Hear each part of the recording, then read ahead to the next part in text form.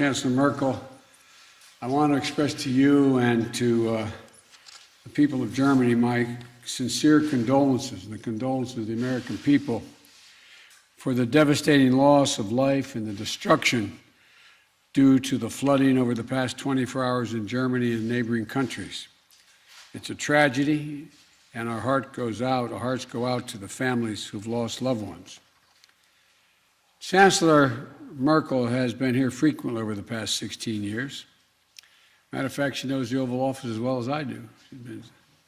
But all kidding aside, though this administration, she's been there for 4 years, for 4 presidents.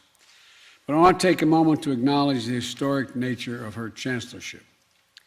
First woman chancellor in German history, the first chancellor from the former East Germany, and now the second longest-serving chancellor since Helmut Kohl. Here's an exemplary life of groundbreaking service to Germany, and I might add, and I mean it from the bottom of my heart, to the world. On behalf of the United States, thank you, Angela, for your career of strong, principled leadership, and thank you for speaking out for what is right and for never failing to defend human dignity. And I want to thank you for your continued support for the long-standing goal of a Europe whole, free, and at peace. You've been a stalwart champion of the Transatlantic Alliance, the Atlantic Partnership. Under your chancellorship, the friendship and cooperation between Germany and the United States has grown stronger and stronger. And I'm looking forward to celebrating more at our dinner this evening, but today it was very much a working visit. Chancellor Merkel and I covered a wide range of issues where Germany and the United States are working to advance a shared agenda.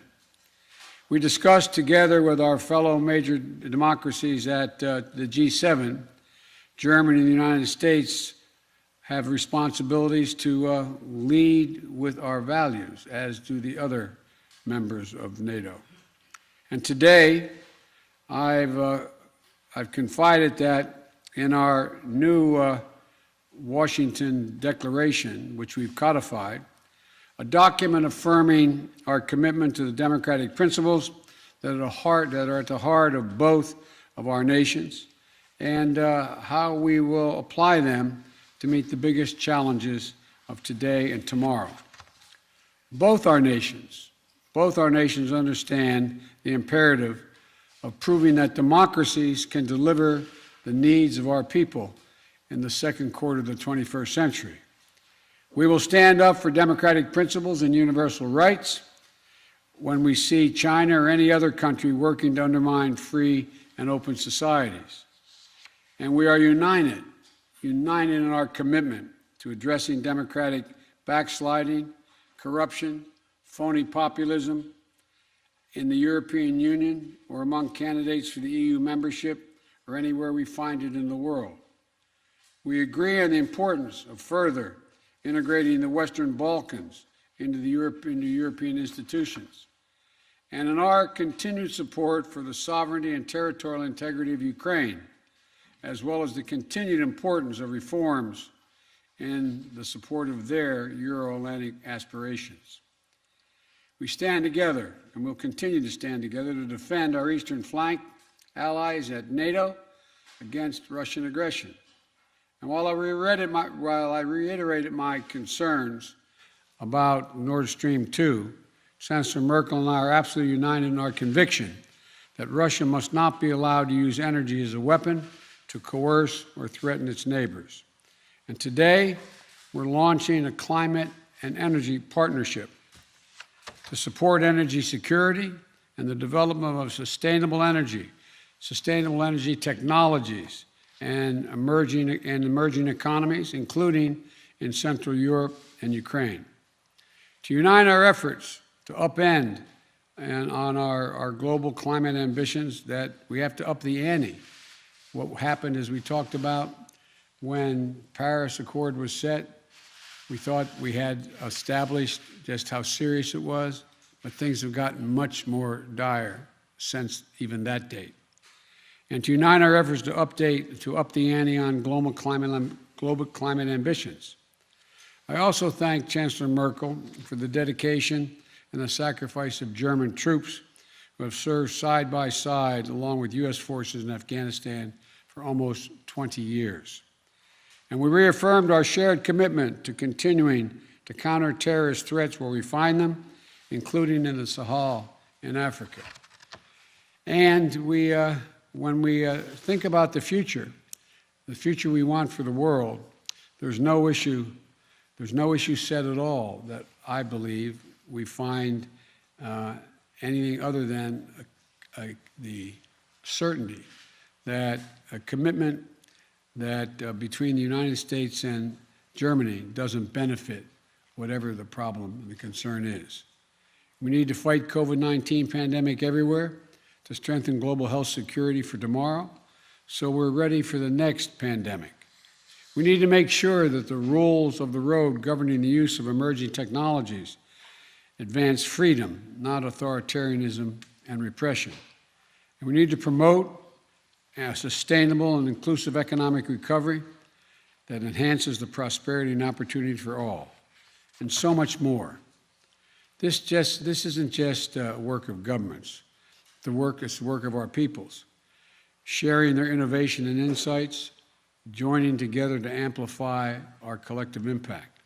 So today, we're launching a Futures Forum between our two countries, which will bring together top experts across business, academia, civil society, and more to collaborate as we shape our shared future. Madam Chancellor, I know that the partnership between Germany and the United States will continue to grow stronger on the foundation that you have helped to build. But on a personal note, I must tell you, I'll miss seeing you at our summits. I truly will. So thank you again, Angela, for making the journey, for our productive meeting today, and for your friendship.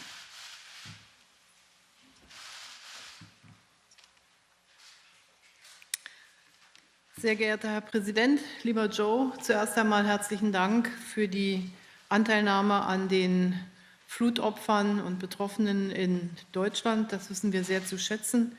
Und ich bitte auch um Verständnis, dass ich dazu noch einige Worte sagen möchte, denn in den überschwemmten Orten in Nordrhein-Westfalen und Rheinland-Pfalz ist jetzt der Tag schon fast zu Ende.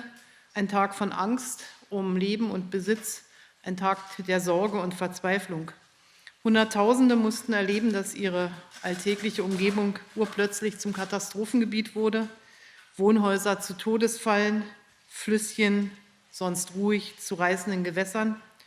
Und ich fürchte, das ganze Ausmaß der Tragödie werden wir erst in den nächsten Tagen sehen. Und mein tief empfundenes Beileid gilt allen, die in dieser Katastrophe Angehörige und Freunde verloren haben oder die jetzt noch um Vermisste bangen.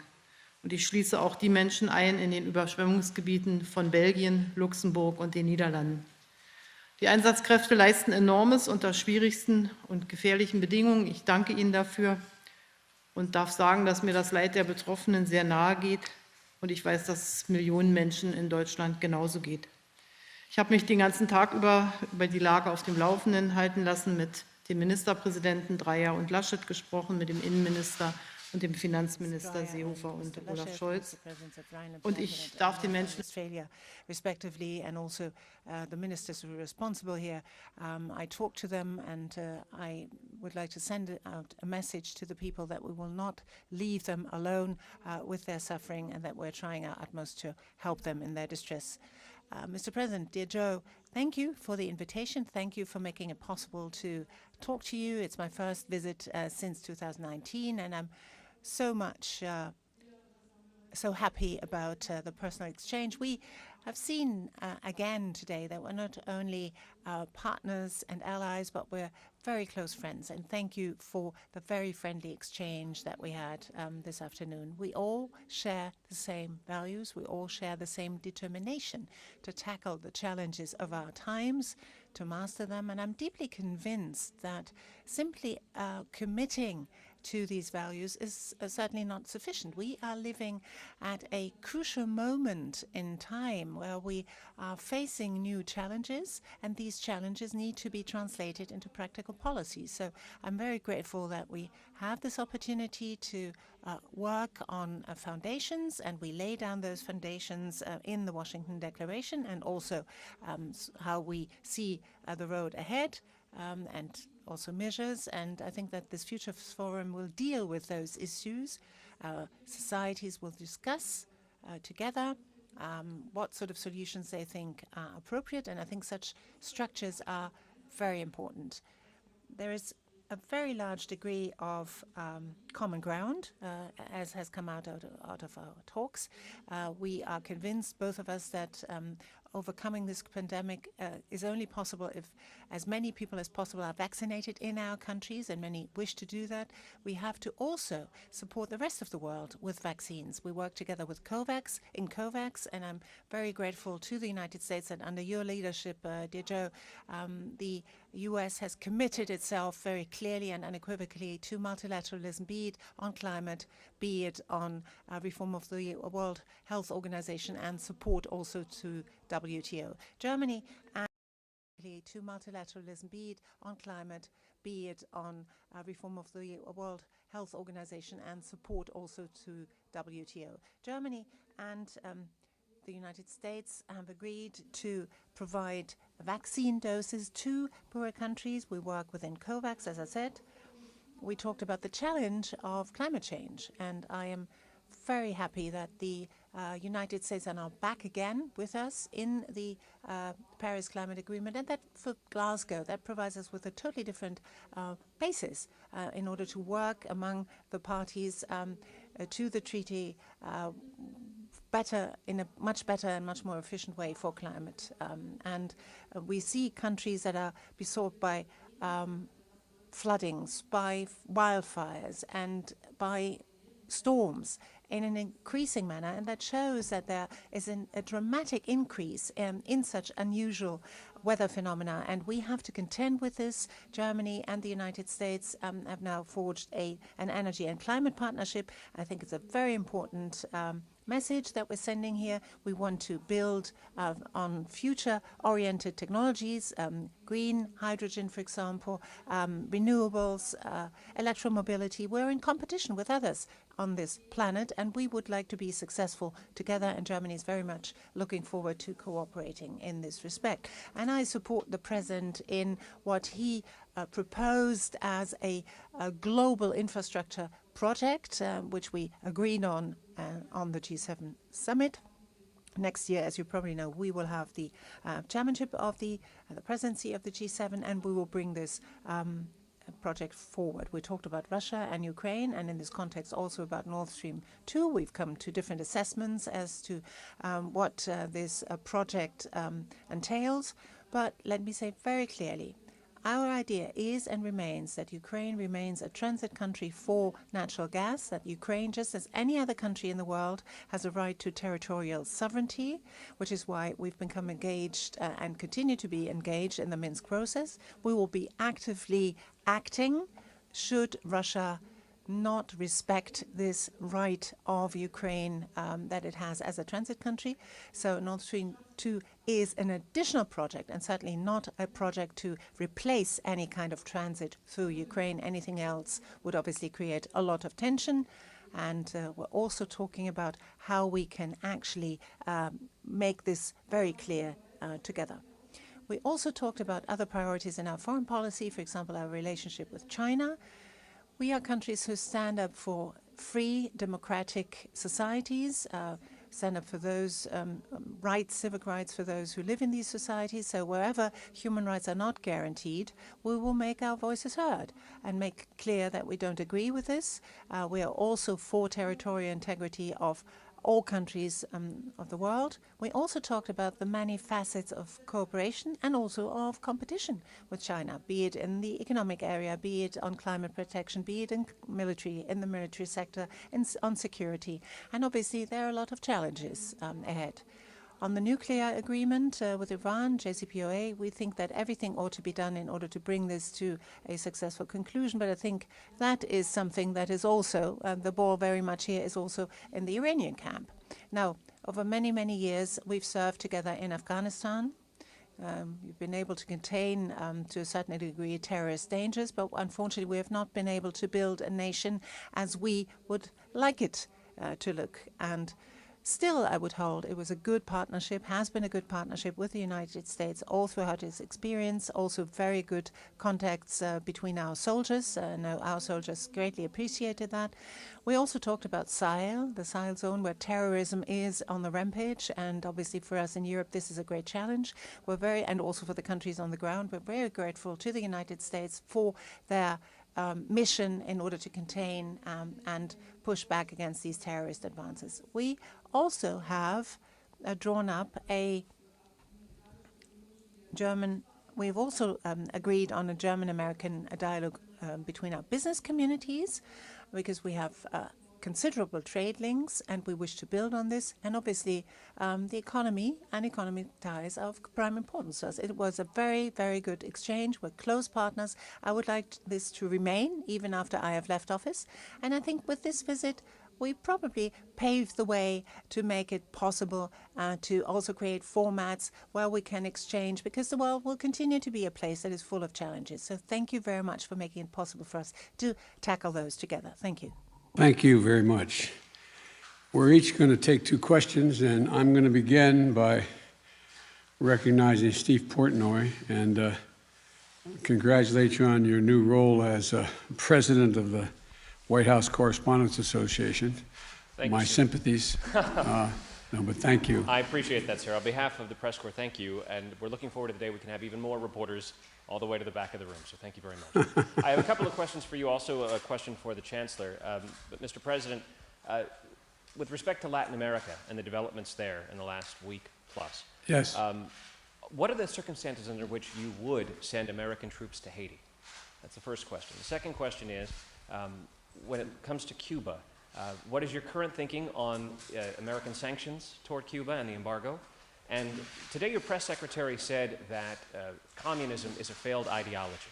I assume that's your view. I was wondering if you could also give us your view on socialism. And then for the Chancellor, the question is, Madam, the President said that you know the Oval Office as well as he does. I'm wondering if you could reflect on your exchanges with American presidents over the last 16 years, and particularly contrast the current president with his most immediate predecessor. In 2 minutes or less. Obviously, I know why they elected you president. Well, let me start off by answering the question relative to Haiti and Cuba. And communism is a failed system, universally failed system. And I don't see socialism as a very useful substitute, but that's another story. With regard to whether the circumstance in which we would send military troops to Haiti, we're only sending American Marines to our embassy to make sure that they are secure and nothing is out of whack at all. But the idea of sending American forces into Haiti is not on the agenda at this moment, number one. Number two, with regard to Cuba, Cuba is unfortunately, a failed state in repressing their citizens. There are a number of things that we would consider doing to help the people of Cuba, but it would require a different circumstance or a guarantee that they would not be taken advantage of by the government. For example, the ability to send remittances back to Cuba. I would not do that now because the fact is it's highly likely that the regime would confiscate those remittances or big chunks of it. With regard to they need COVID they have a COVID problem in Cuba, I would be prepared to give significant amounts of vaccine if in fact I was assured an international organization would administer those vaccines and do it in a way that average citizens would have access to those vaccines. One of the things that you did not ask, but we're considering, is they have cut off access to the internet. We're considering whether we have the technological ability to reinstate that access. And I think I've answered your questions. Thank you. Ja, ich will drei. Allow me, if I may, to elaborate on 3 different points. Any German chancellor has a vested interest to talk, and that's very much in the vested interest of Germany, to work and talk together with any American president. We've always had contacts, and you've been able to. It was, I think, very transparent, and today it was a very friendly exchange. Ach so, ich muss Herrn Künast auf. Oh, sorry, I have to call Mr. Künast and his German question. Ja, vielen Dank. Thank you very much, Madam Chancellor. Mr. President, allow me, if I may, to ask a question as regards Nord Stream 2. Madam Chancellor, you just said that you would act actively should Russia be in breach of its commitments, for example, interrupt gas transit through Ukraine. What do you mean in concrete terms? Will Germany then switch off Nord Stream 2 from the German side, and what sort of legal grounds would you be sort of claiming? Mr. President, you have fought so many years, the US has fought so many years against Nord Stream 2.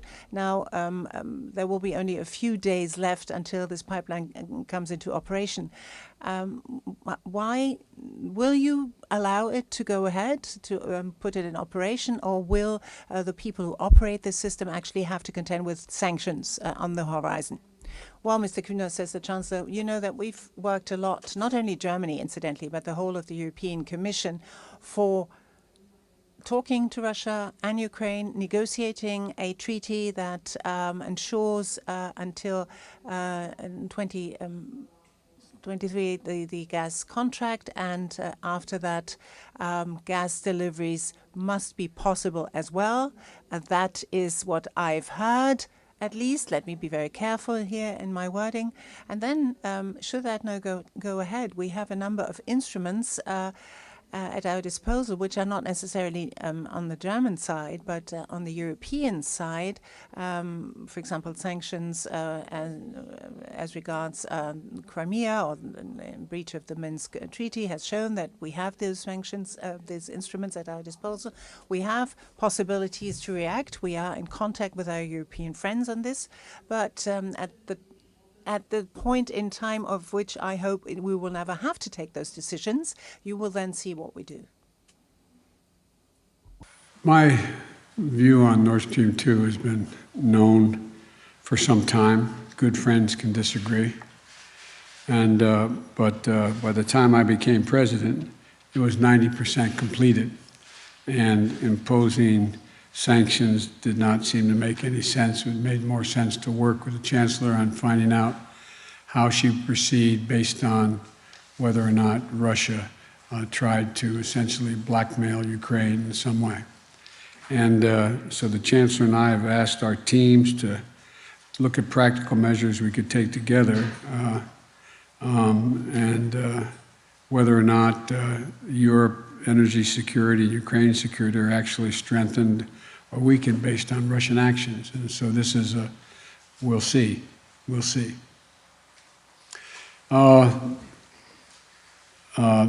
Ms. Leonard of Bloomberg.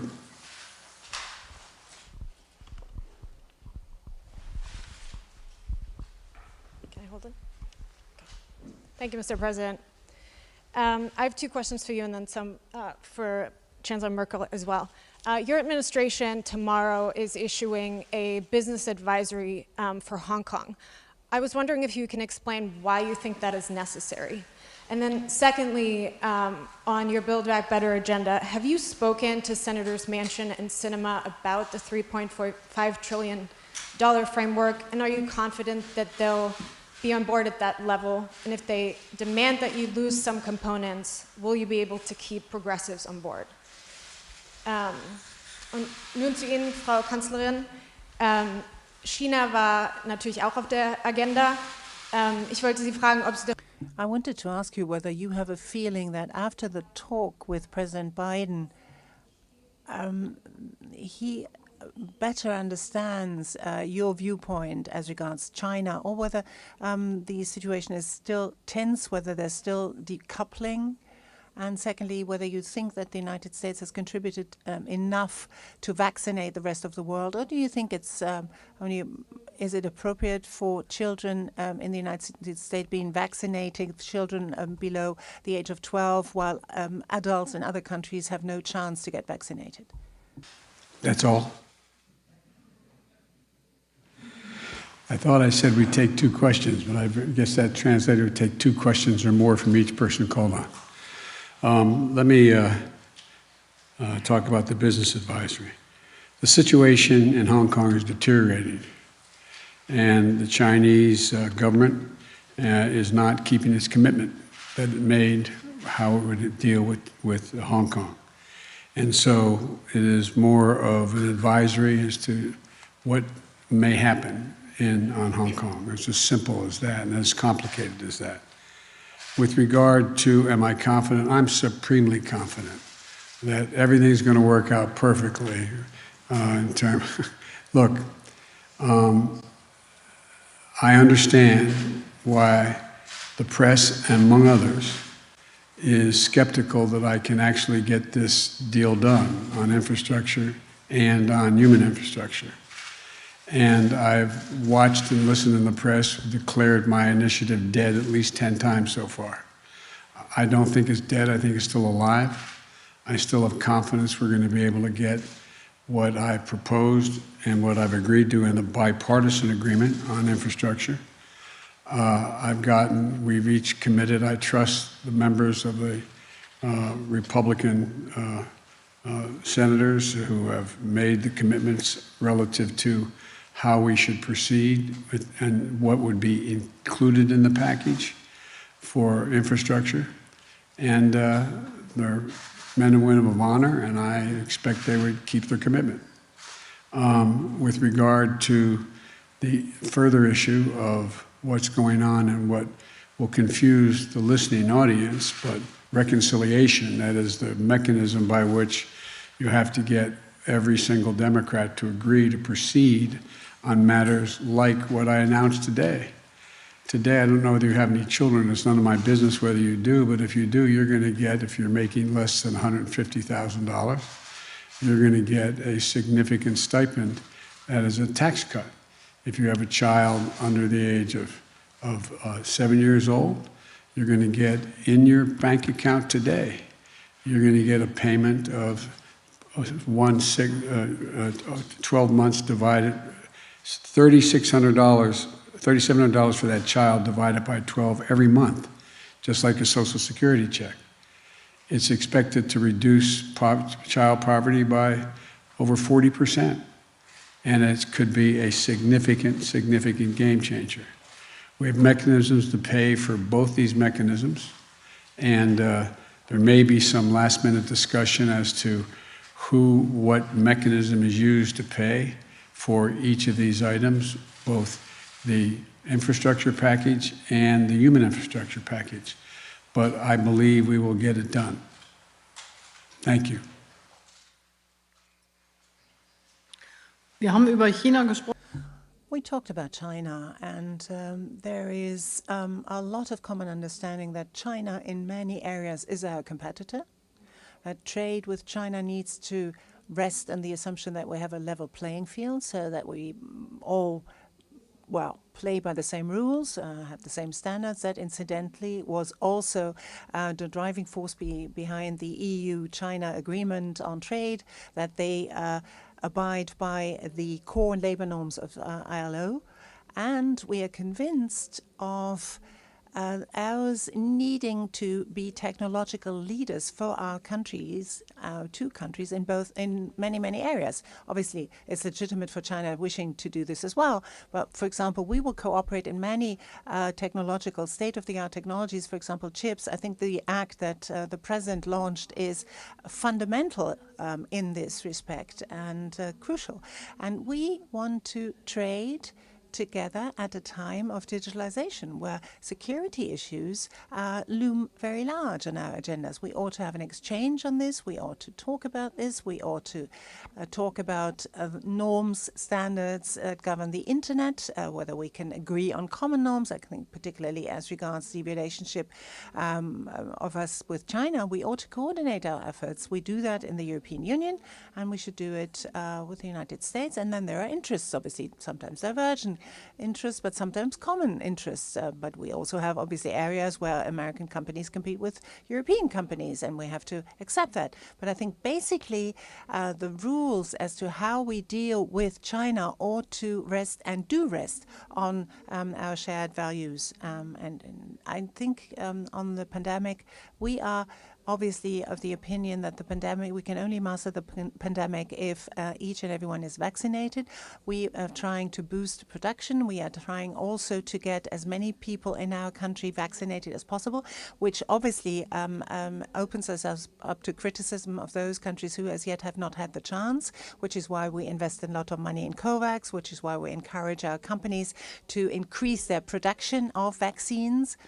And in Africa, we are trying to help Africans to upskill people so that they too can have their own production sites. We're going to do this, but de facto, there is an imbalance. I agree. But we're overcoming. We're putting our all into that and also together in overcoming that imbalance. I'm sorry, I call on Ms. Schäuble from the Tagesspiegel newspaper. Thank you. One for each of you. Mr. President, my first question touches an issue that worries a lot of people in the US and in Germany. Can you explain to us why there still is a travel ban for people coming from Germany or other states of the European Union, while people from Turkey, where the number of new cases are 7 times as high, can come? You have repeatedly said that you're following scientific data. What is the main argument for not lifting that travel ban for the Schengen region? And Chancellor Merkel, Sie haben mit den... You talk to the business companies here. You heard their concerns, you heard their headaches. Some have threatened that they're going to shift business away from the United States. What was your main argument to work for a lifting of the travel ban, and have you had success with this?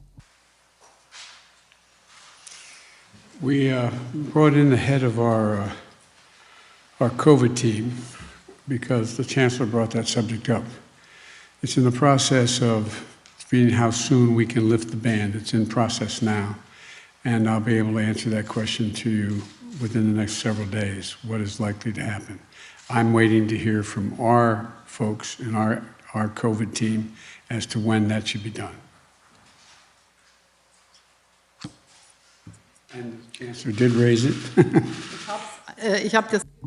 I did raise the issue, yes, and got the same answer that the President gave you just now. The COVID team is evaluating the matter. We had an exchange on, in both areas, the Delta variant actually being on the increase. That is, again, a new challenge to both of us. And obviously, before such a decision, one has to reflect, and it has to be a sustainable decision. It is certainly not sensible to have to take it back after only a few days. So I have every confidence in the American COVID team. Having been here many times, if we don't leave right now, we're going to miss dinner. Chancellor and I have a dinner with a number of folks, and very shortly. So thank you for your attention, and thank you for your questions. Thank you. Thank you.